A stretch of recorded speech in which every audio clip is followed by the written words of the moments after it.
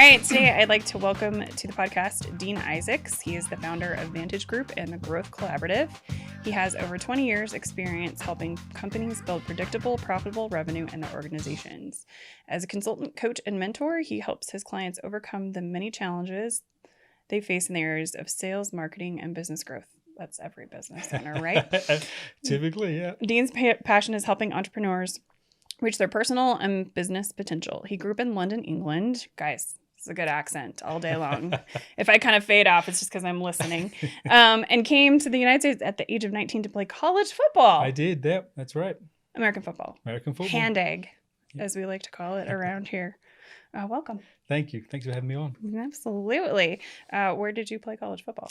I started out in a junior college in San Jose, California, in the Bay Area. And then I got recruited to Mesa State College in Grand Junction, That's right. Now Colorado Mesa University. Colorado Mesa. And I actually saw that on your LinkedIn and I was like, Colorado Mesa University. Yeah. I was like, isn't it Mesa State? Yeah. They rebranded a few years ago. I used to do basketball camp at Mesa State. Yeah. Big basketball school. It is a big basketball school. And they used to do this huge camp every Mm-hmm. summer. Yep. And all the high schools would go and camp. Yep. Basketball camp. And we'd stay in Hundreds the of kids dorms. running around campus. I remember. So many of us. So first question is always the same. What was your first job? My first job, first job that I actually got paid to do was a paper route. That's all that matters. So I had a friend that was delivering papers and made some money. I was like, I need to make some money. So I signed up and realized it was not my career path of choice. It was, in London, cold, rainy, dark mornings, 5 a.m. I'm on my bike riding around and we didn't have the luxury of just chucking the newspaper on the driveway. We had to get off our bike, walk up the driveway, put the newspaper in the letterbox, go back to the bike and go door by door by door. So it was a long, painful learning experience, but a good one nonetheless. So that was my first job. That sounds horrible. Yeah, it wasn't much fun. No. So how did you get started in sales and marketing? Like many people, I think by accident. I didn't graduate college and say, right, I'm going to go sell stuff. Right. My degree actually is in exercise physiology. Oh, that's right. I saw that. Out, in the strength and conditioning space.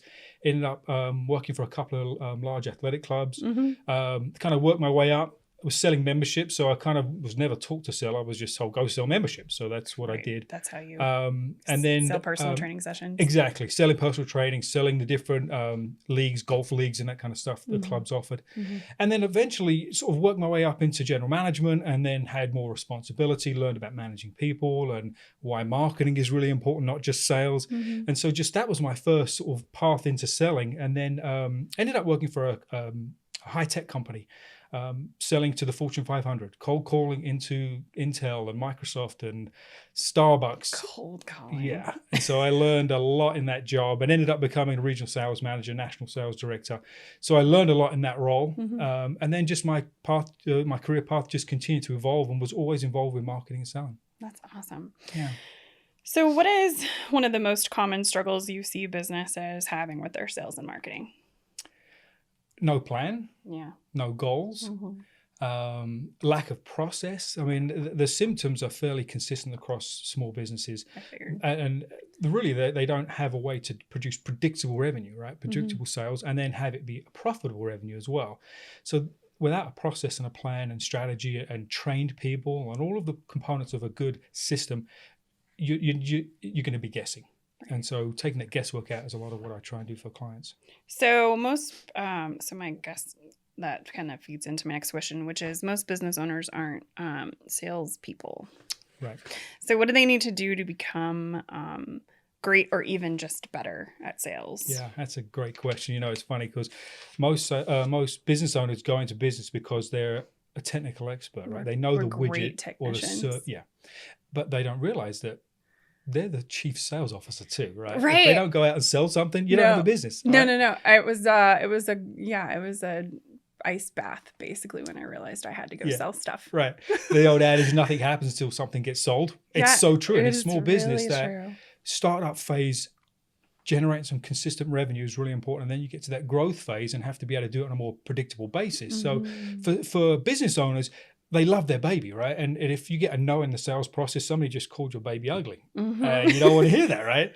So it's separating yourself from the solution that you provide. And I think that goes for not just business owners that are in sales, but any salesperson. Trying to be a good salesperson often makes you a poor salesperson because you're trying to manipulate or get somebody to say yes or try and fit a square peg in a round hole.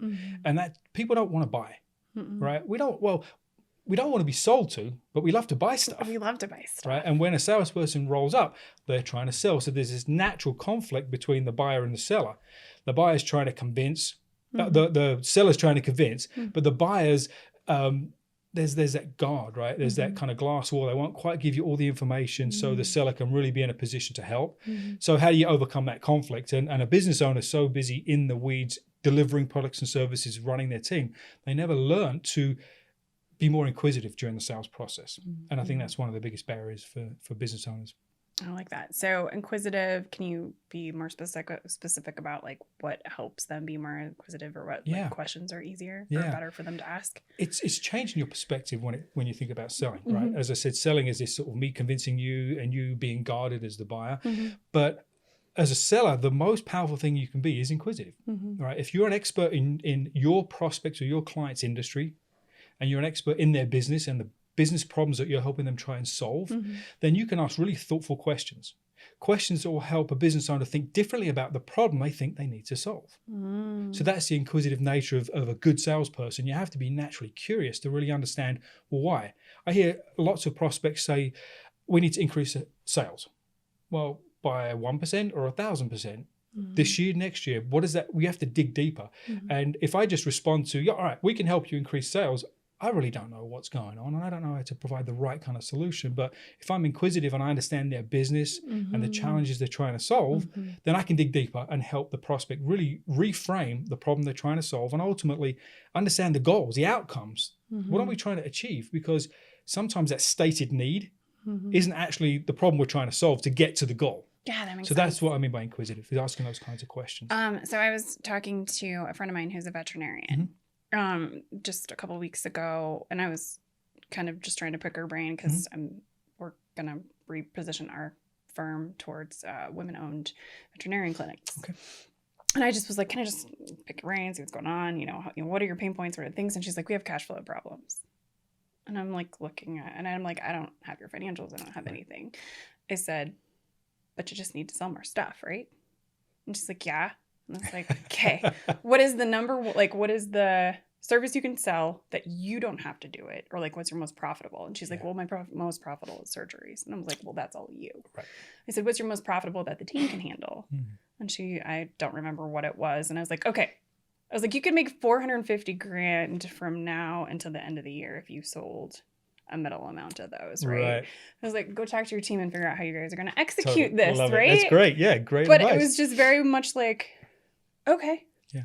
Like, and she was like, oh, because they're so, as business owners, we are so in the weeds. And I am a poster child for being in the weeds because it's easier. It is. Right? Yeah, you get stuck doing the normal thing. It's easier to do the things that are urgent than to focus on the other stuff. Yeah. And it was just very eye-opening for her. And I was like, thank you for your time today. And she's like, thank you. It was just like, I was like, okay, I got 5 minutes. Let's see if we can fix you. I need to follow up with her and see if like she like that worked. Yeah. Because she wants to take care of her people and she wants to do all these things and she wants to have sales and she wants, she has this great heart for all of her people and she takes care of them already. I was like, put them in charge of making some more sales. And she was like, okay. Yeah. So we'll see. Hopefully that's great. And if it isn't a revenue cycle thing or a collection thing or a profitability thing, it's just focusing on the right type of service. Right. That's low-hanging fruit. Right. It was super low-hanging fruit. Like I am not an expert at sales, but it was just like, go do more of that. What's this one thing you can do? You know, what is the thing you're not thinking about that needs to be sold? Right. And again, I'm not an expert.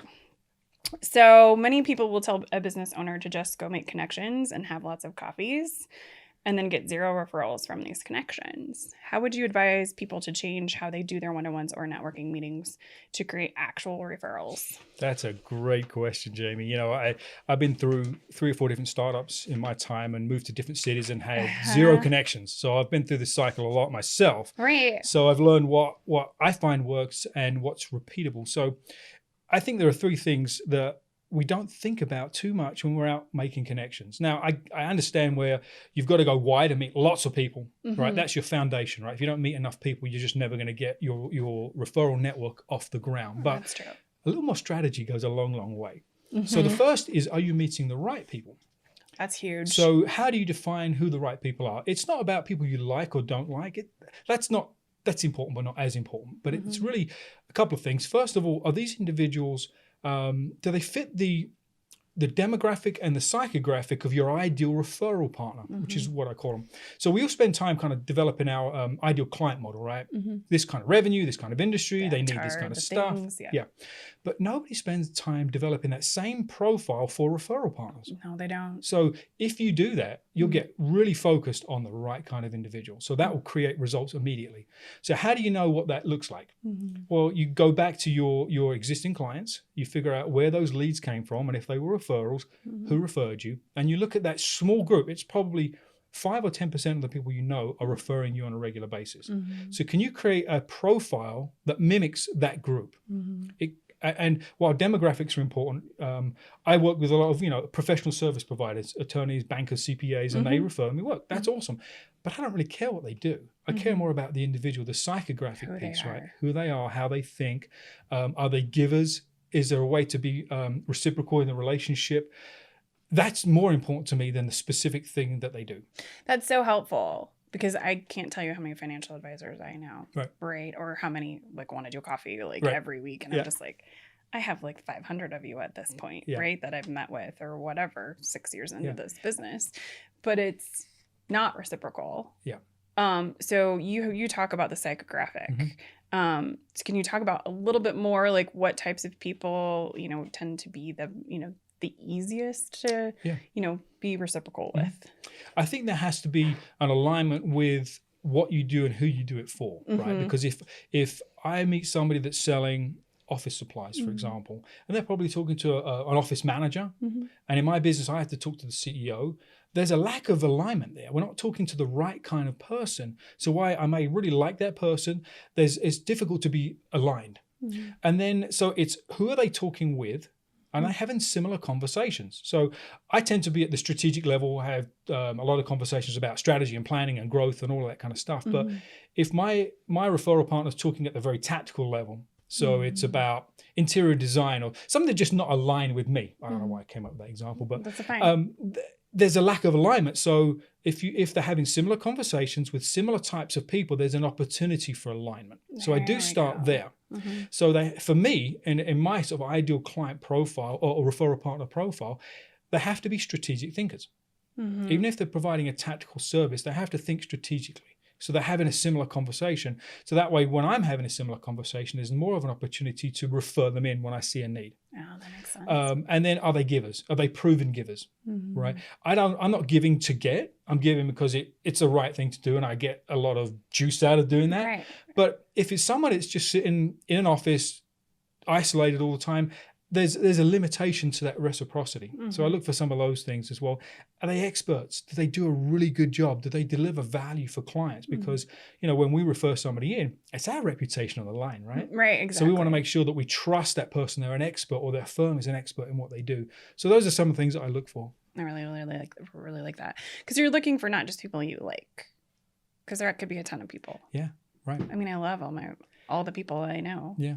All the people I'm in constant contact with, we love them all, but are they actually having the same conversation? You got it. And do they think the same? Yeah. Is that it? Exactly. And can you refer to them, and are they going to be able to refer to you? Yes, that's big too. Yeah, I think a lot of the time, we go in to talk to somebody, but maybe, or I'll just use the financial advisor one because I meet a ton of them.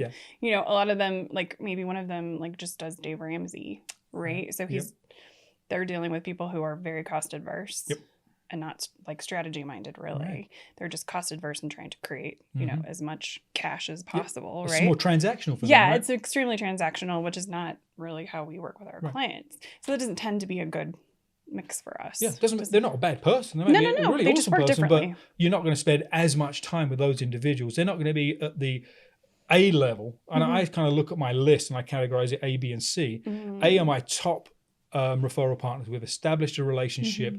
There's reciprocity. There's energy and desire to help each other. And that's a very small list. Yeah. And then my Bs are probably 3 times that size in terms of volume on that list. They have the potential to be A's, but we haven't just quite sort of cracked the code yet. And then C's are everybody else, all great people. I'm just not going to meet them once a month. Right. It just doesn't make sense for me or them. So you meet your A's once a month. Is that right? Is that something you try to do? At least, because we've got really great working relationships. We're in the same networking groups. We're working with the same clients many times. So I often see my A's once a week, but cool. It's at least once a month. So we stay, really connected. So what is the best way to communicate how a business helps people? So you have a lot of stuff around messaging. And what is the best, what are some of the tools you have for people to communicate better about how they help people? Yeah. Because I always say we do tax and accounting, right. I know there's a better message to have than that. And I'm working on it, but what are some of your favorite ways to help people work through what they do? Right. It's a noisy environment, right? It's We're really hit by millions of marketing messages every day. I mean, across all the different media channels, all the different just messages coming to us. So while you do tax and accounting, that's important to say. Yeah. Right. Because you could jump to the other end of the spectrum and be so vague. People are like, what? Well, I just don't get it. So you have to be transparent, right? Tax and accounting is what we do, but people don't buy your solution. Right. They buy the result of what you do, the outcome of what you do. So when you can wrap your messaging around that, it's far more impactful. So a business owner doesn't go out and say, I need a sales strategy. They don't think that. They think we need to close more deals. We need more leads in the funnel. We need to convert more leads into revenue. They're thinking from a tactical or pain point perspective. They're not thinking sales strategy necessarily. So with your messaging, think about the problem that you're solving and the results that you deliver first, and then the solution second. Quite honestly, business owners don't care about the solution. They don't. They don't really care about us as service providers. They care about getting a result. Yeah, they care about their result. That's kind of your nose in the tent, is having that conversation. So wrap it around results, around the problem you solve in the language of your market and your buyer. That makes sense. Right? Not the technical language that we may use in our industry. It's their language. Right. Really, we really can important. bury people in the technical language. Yeah, for sure. Yeah. That's really quickly, right? And what happens? Extremely then quickly. We glaze over and move on. Which I don't blame you. We don't have to figure it out. It's too much work. We're too busy as business owners. If you want to glaze over about tech stuff, I'll be there right there with you. That's easily done, right? Right. I glaze over sometimes too. So tell us about the Growth Collaborative and how it helps small business owners. Yeah. So about 2 years ago, I kind of took a look at my business, and we do a lot of one-on-one consulting with clients. And it's not cheap, but it delivers a ton of value really, really quickly. But especially in the Denver marketplace, there's a lot of small business owners, less than $1 million in revenue. A ton of them. Whether they're startup or they're in growth phase, they're the business owner that's trying to sell, or they're trying to hire their first salesperson. They're trying to figure out their marketing and their messaging, and they're just trying to grow this thing they call a business. And a lot of these folks don't have a ton of money to spend on service providers. So there was that piece. And then the other piece was, I've been in networking groups. I'm sure you have too, mastermind groups. And early in my career, I realized these mastermind groups were all full of rookie business owners, all trying to help each other out. But there's a total experience of maybe 5 years in the room. There's only so much you can help each other out with. There's a limit to the experience and the value that we can provide each other as mastermind members. And so, 20 years into business now, I realized there was a gap for these small business owners. They don't have a forum where they can come together as small business owners and commiserate with each other, right? Brainstorm, but also have somebody that has 20 years of business experience that actually can deliver direct consulting that they otherwise couldn't afford one-on-one. And that was sort of the brainchild for the Growth Collaborative. Is you can go to these peer advisory groups where the chair is there facilitating the conversation. They're not either allowed to or able to deliver actual consulting. So I take my one-on-one consulting and deliver it in a small group environment where there are 4 to 6 business owners. They're all in similar types of industries, not competitors, but similar industries. They're dealing with the same kind of stuff. So I could sit with you, Jamie, and we can talk about your messaging, and everybody in the room learns. So they're getting one-on-one consulting in a small group environment at a much, much lower cost, quite honestly. I love you. So that's kind of the brainchild. So it's basically group training. group training, group consulting. I love it. But there's that kind of team camaraderie, that mindset of all working and growing our businesses together as well. I love that. So what is your favorite? So my second to last question is, what is your favorite book for sales and marketing for small business owners? I would say my current favorite. Yeah, what's the current right? Because favorite? there's so many. There's so many so many great books out there. There's a guy actually based in Denver called Keenan. One name, just Keenan. He's just Keenan. Keenan. Is that cool? He's just Prince. And his book is called Gap Selling. And that one. it's actually really good. There's, how many times can you remash sales strategy, right? Sales training, sales approach. I've been selling right up here. Right, exactly. I've got 2 copies of it. I haven't read either one of them. It's not helping you much to sit on the shelf. Right. It's pretty though. Yeah, it looks good, right? There's challenger there's challenger sales. There's all kinds of stuff. But what he really focuses on is really understanding the current state of the business, the problem we're trying to solve, and how that's impacting the business today, and what the future state would look like if you could solve that problem. So then he focuses on that gap between current and future state. And it's a lot of what I've talked about for years and years and years. He just wrapped it up in this concept of gap selling. It's really, really good. And he's got some really good content. So I would say check him out. All right. It's worth it. We're gonna Gap selling. I'll go down that one right now. Maybe it's on Blinkist, guys. They don't sponsor us yet, but I'm still working on it. All right. So before I ask my last question, where is the easiest way for people to find you? Just search my name. I'm all over the web. You'll find me on LinkedIn. You'll find me on all the social platforms. So just Dean Isaacs. Yep. And then we'll link everything in the description box. We always do that. So final question. What is the one thing every business owner needs to be doing with their sales and marketing to create growth? So if you could say one thing that most people are missing, what would that be? Measure how you're succeeding. Figure out what's working. Boil it down to the most basic components and do more of that. That's huge. Awesome. Don't overthink it. Hey, I say that a lot. Don't overthink it. Just get it done. Just get it going. Go do something, right? Take action. Yeah, go do something. Yeah. Awesome. Thank you so much for coming. Appreciate you. Absolutely. Awesome.